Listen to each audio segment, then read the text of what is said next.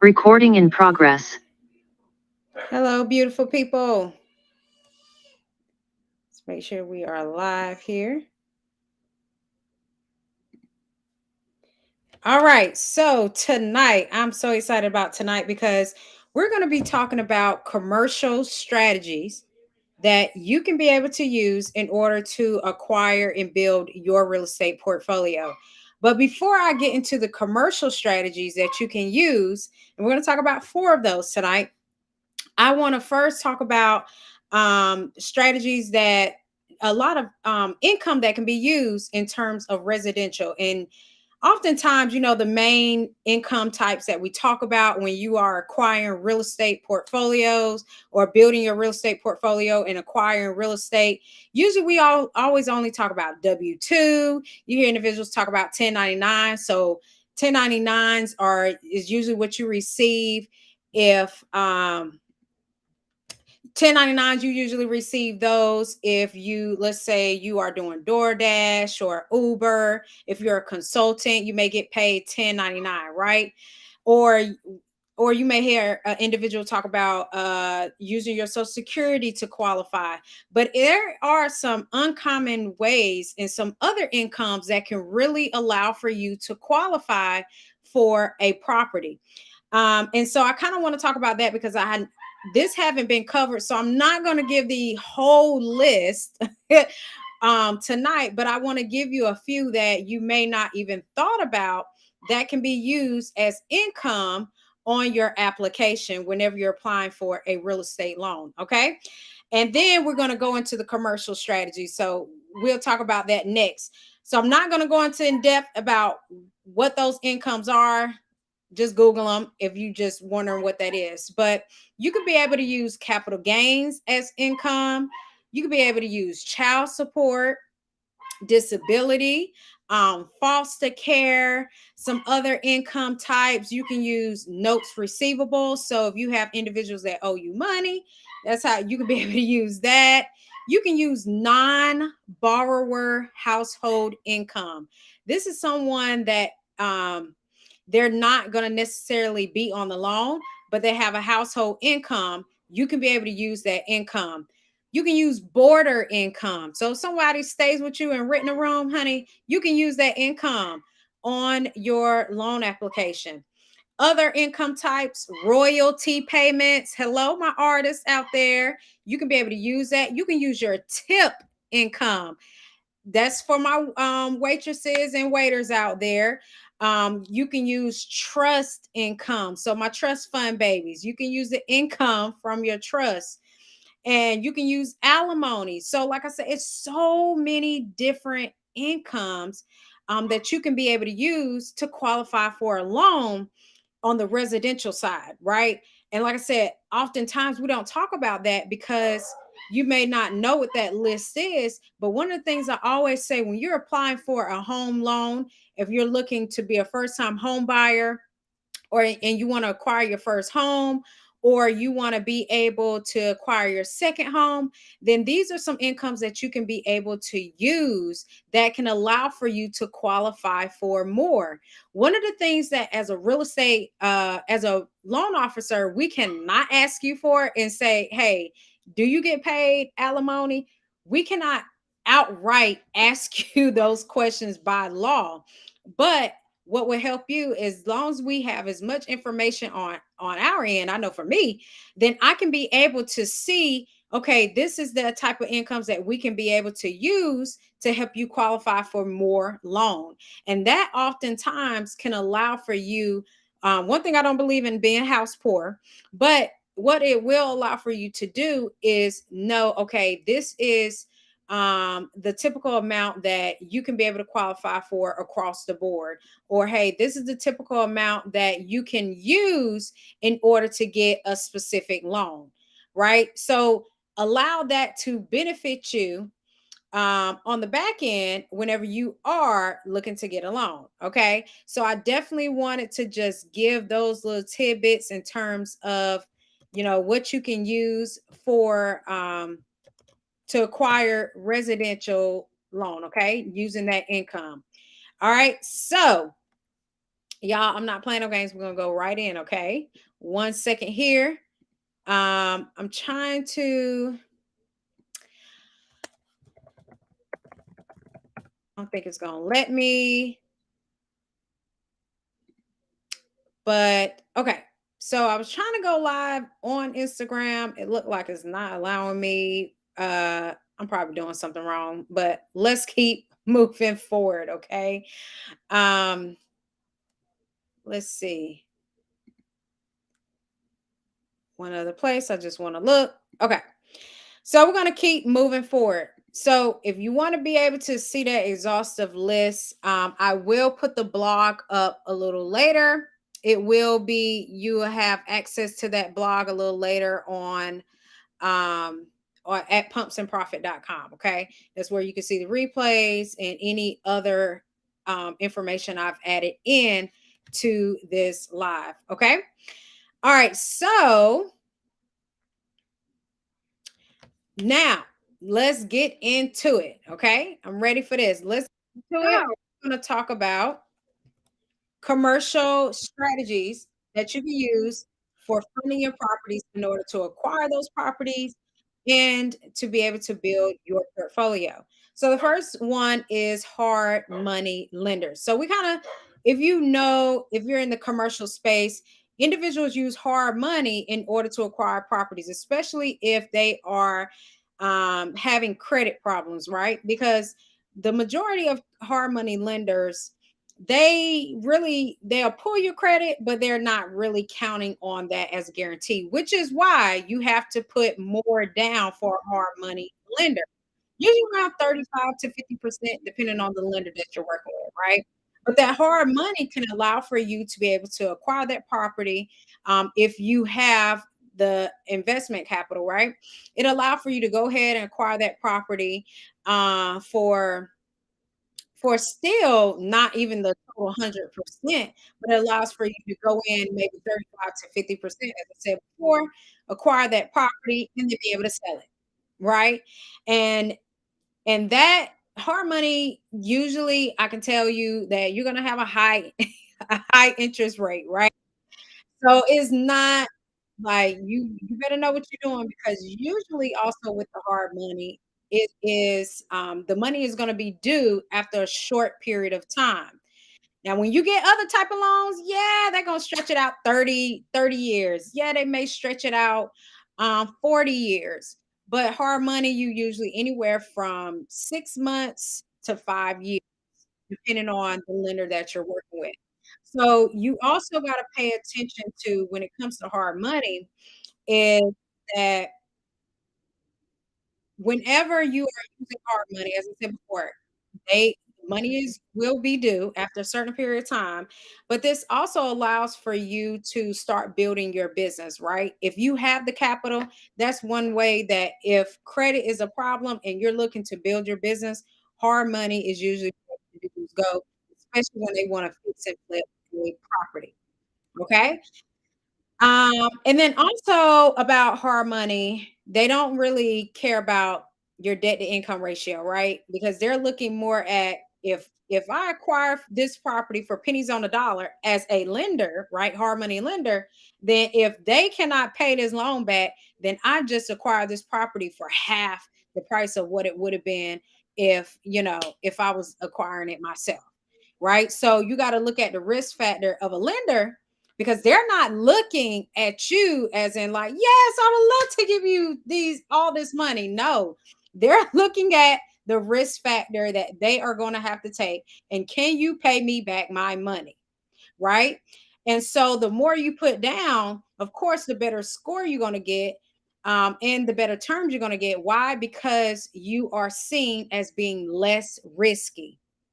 All right. So, but our thing is, we want to use, and I know you feel the same way, you want to use as least amount of money as you can to acquire your properties, because you're looking to acquire as many properties as you can, or be able to flip as many properties as you can and build your portfolio.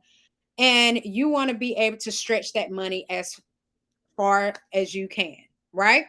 So, but you can use hard money to get into a property very quickly.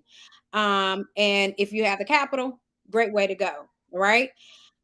The other one, this is one I love.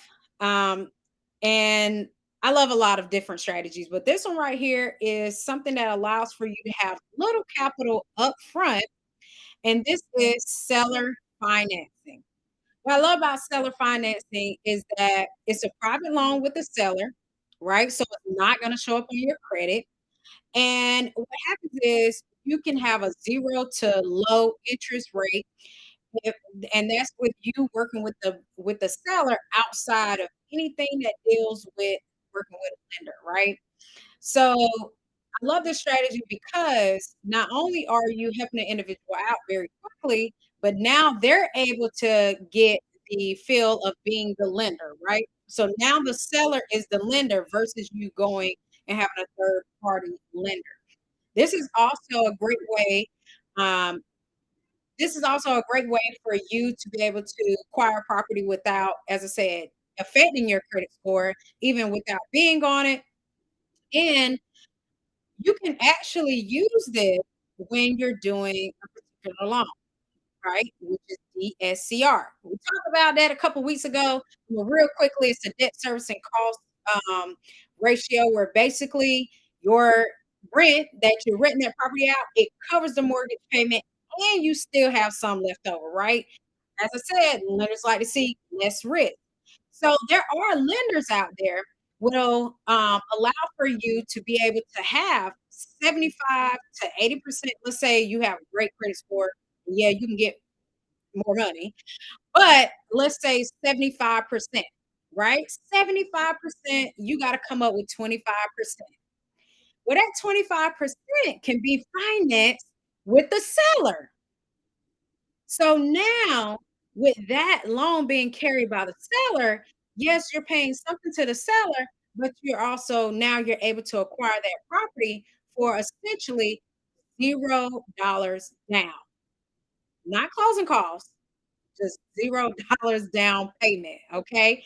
And the great thing about that is if you may have the closing costs, but you don't have the down payment, then you can be able to structure that loan with that seller and that's where negotiating really comes in. Like, you gotta understand your seller, you gotta understand um, you gotta understand also the area and the value and after repair value of that property, and be able to come to and do your due diligence. Always do your due diligence on properties, but come to an agreement and say, "Okay, I know that this is not gonna over leverage me, and even with this private debt, I can still be able to bring an income in," because the whole point of acquiring properties is for 2 reasons. Well, 3: appreciation, depreciation, and cash flow. We want all 3, honey, okay? So in order to have all 3 of those, you got to be able to really structure a deal in a way that's gonna allow for you to be able to win now and win in the future. All right. So just keep that in mind. Appreciation, depreciation, and cash flow. One of these three, two of these three, and all three. Okay. And that is going to allow you, my friend, to leave a legacy, to leave some property, but also the knowledge that you leave behind is what's going to allow for them to keep those properties and put it in trust.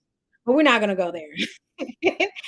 Also, the great thing about this seller financing, as I said, this can be an outside financing where it's outside of the lender, or it can be taken into account with the lender, and that allow for you to be able to purchase that potential property.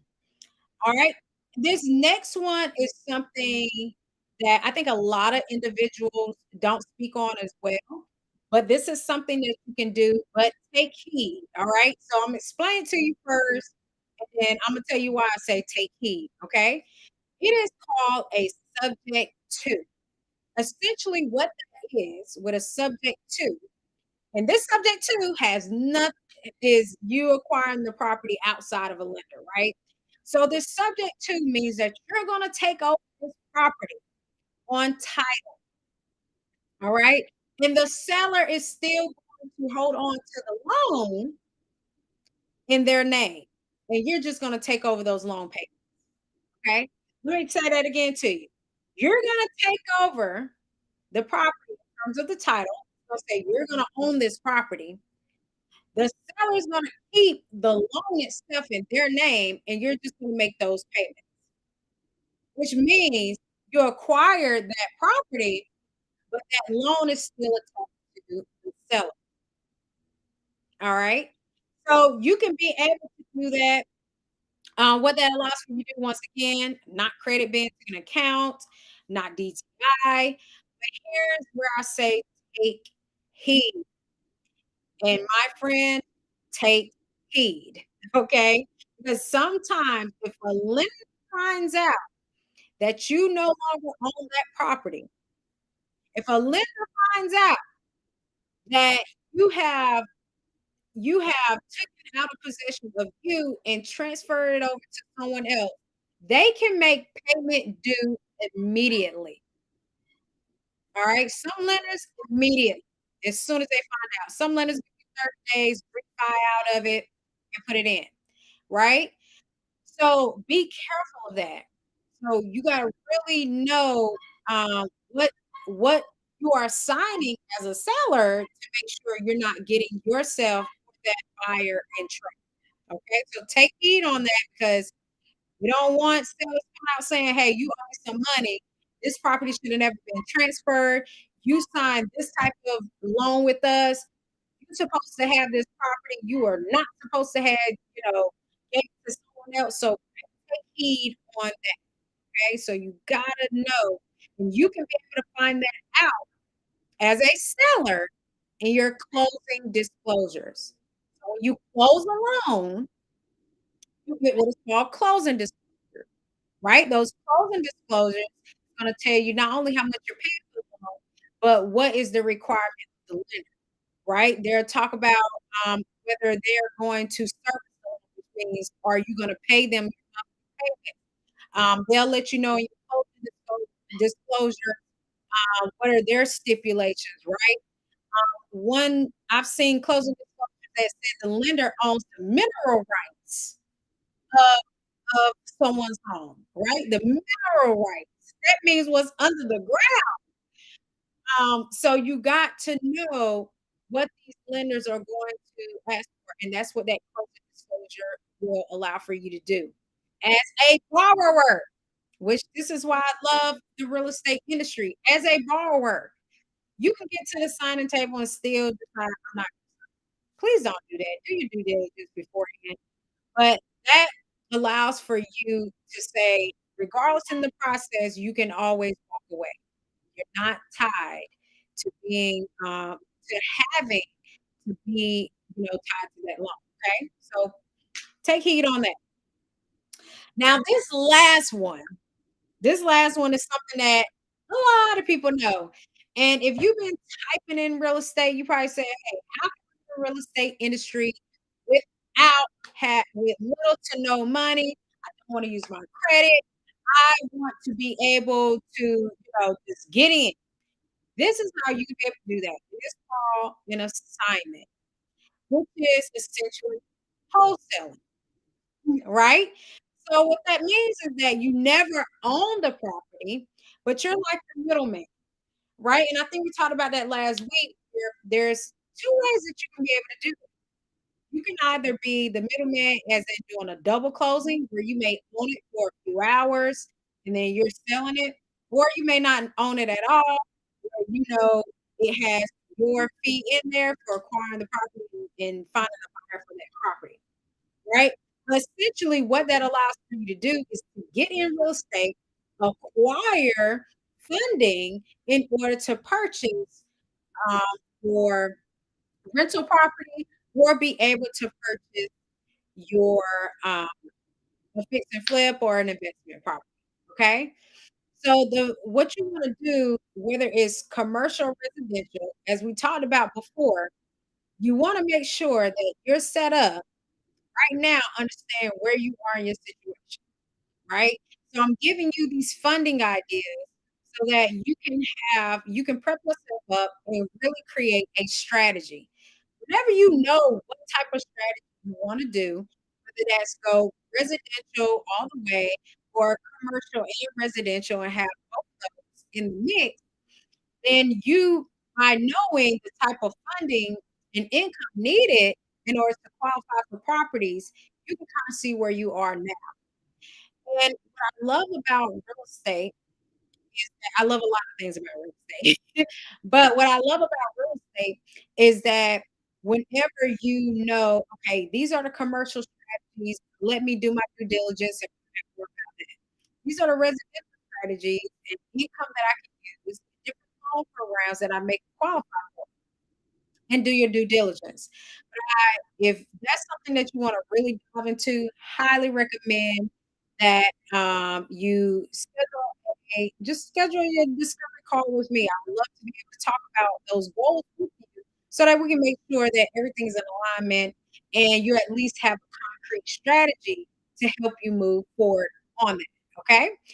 But when it comes to understanding commercial and residential, I know tonight I gave you some commercial strategies that's gonna allow you to acquire properties, um, and be creative with funding and acquiring those properties. But all what I always talk about is the 4 things that always come down to. At the end of the day, you still wanna have the credit, right? Because credit is still gonna allow for you to open up to a lot more opportunities in terms of loan programs, whether residential or commercial. When it comes to capital, look, when it comes to capital, this is the main thing that a lot of us do not, have access to, right? Or we don't feel like we have access to it because not being harsh here, but you gotta be resourceful.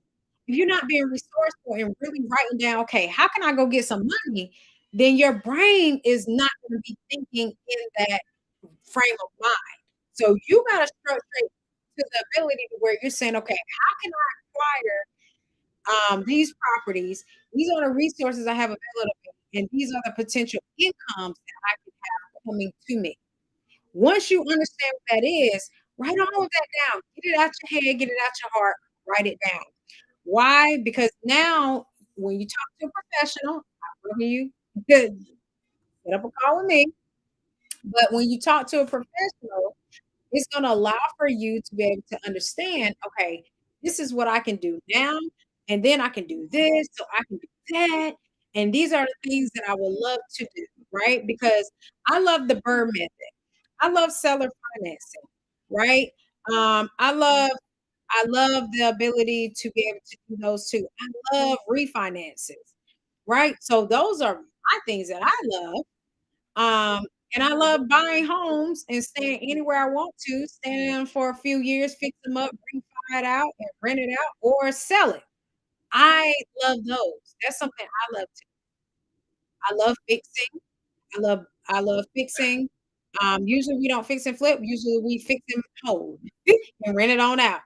So what that looks like for you, what does that look like for your lifestyle? You gotta understand what that plays into, right? So that's where the capital comes in. These properties, where are they located? Are they gonna be able to appreciate over time? Can you be able to really get the bang for your buck and not also go house poor because you're trying to, keep up with the Joneses versus building an empire, right? So all of that matters. And then also, like I said, appraisal, like, also with that property.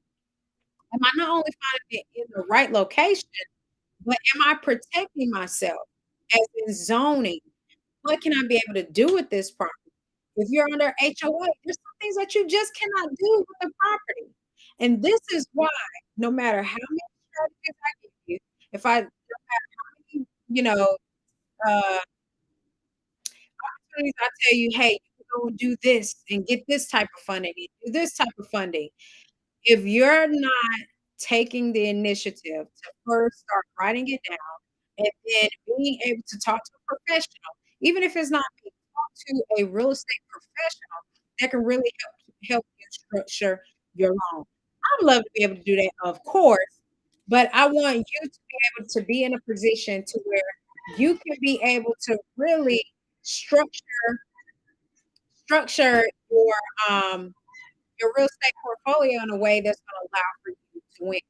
Okay, so I'm going to go ahead and put this here in the chat for anybody that wants to just talk about, okay, how can I create a strategy? How can I really set myself up to win? How can I be able to be in position? This specific call does not hold you to any type of lending. It's all subject to credit approvals on my end, but I want you to know that regardless, let's talk about it because when you talk about it, then you know what strategy that you can be able to do. And then you can also know that you'll also know, like, okay, this is what I can do right now. So anytime when it comes to building a real estate portfolio, you always want to have a game plan. 8 ounces of water for always wanna have a game plan. And so having that game plan is gonna allow for you to go from residential to commercial or to be able to do a mix of both of those, when it comes to your real estate portfolio. So we talked about hard money, how you can be able to acquire hard money if you have a lot of liquid cash on you or liquid assets on you, but not very good credit, right? You can use hard money. You can also, if you don't have good credit, you can do seller financing. Okay, and these are commercial strategies. You can be able to do seller financing if the credit isn't there, and if the even if the capital isn't necessarily there. If you know what you're buying into and you have good negotiation skills, seller financing all the way. If you have no money, assignments. Go wholesale some deals. Take it, hey, find some buyers, find some sellers, and be able to connect them. Or, and like I said, take heed on it. I wouldn't recommend it if you're not really knowing what you're doing when it comes to that. But you subject to where you take over the property, you pay the payment, but the seller continues to have the loan in their name, which doesn't affect the credit, right? So those are just some commercial strategies that you can be able to use to acquire properties for investment purposes. But if you want to move into a property, if you want to move into a property or even purchase a property, there's so many different types of income that can be used in order to allow for you to qualify. All right. So as I said before, if you want to talk strategy, if you want to be able to set up your own personal strategy, whether that's residential or commercial, you're a first-time home buyer, and you want to know, hey, what are my next steps? Regardless of how you want to get in the industry, if you want to know what's my next step, what's the best thing for me right now, how can I build my portfolio? Then I highly recommend go ahead and schedule a real estate discovery session with me so that we can be able to go over that. And I'm so excited. That was part three. If you didn't catch part one and part two, please go back and watch those. Those we talked about part one, we talked about before you get started, right, with building your portfolio. I and that's where I go more in depth about how to actually, get started building it out, putting your game plan together. Go ahead and watch part two, where we talked about using the monopoly method to be able to acquire your properties. And then we just talked about commercial and different types of income to acquire your property. So there's no excuse, none, none. I don't want to hear it. No excuses. Go ahead, book your real estate discovery session, and let's talk about it. Let's talk about your plan now and how you want to build and acquire your own properties. Until next time, make sure you slay every day with style. I'll see you next week. Bye bye.